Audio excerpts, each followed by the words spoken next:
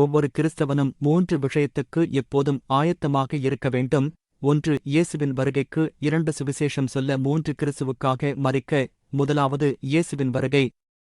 நீங்கள் நினையாத நேரத்தில் மனுஷகுமாரன் வருவார், ஆகையால் நீங்களும் ஆயத்தமாயிருங்கள் என்றார். லூக்கா 12ஆம் அதிகாரம் 40வது வசனம். 2. சுவிசேஷம் சொல்ல. உங்களிலிருக்கிற நம்பிக்கையைக் குறித்து உங்களிடத்தில் விசாரித்துக் கேட்கிற யாவருக்கும் சாந்தத்தோடும் வணக்கத்தோடும் உத்தரவு சொல்ல எப்பொழுதும் ஆயத்தமாயிருங்கள். 1 பேதுரு 3ஆம் அதிகாரம் 15வது வசனம்.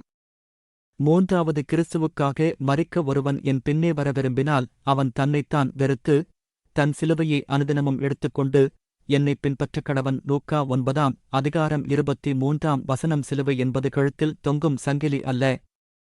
தன்னுடைய சுயம் சாக வேண்டும். நான் என்பது கொஞ்சம் கொஞ்சமாக அழிந்து தேவனுடைய வல்லமை மரித்த இயேசுவுக்குள் செயல்பட்டதைப் போல தினமும் சுய இஷ்டத்துக்கு மரிக்கிற எனக்குள் செயல்பட வேண்டுமென ஏங்கும் எண்ணம் ஆகும். இப்படிப்பட்ட எண்ணமுடையவர்கள் தன் சுபாவத்தை, எண்ணங்களை, யோசனைகளை, அறிவை, தகுதி மற்றும் அந்தஸ்தை வெறுப்பார்கள்.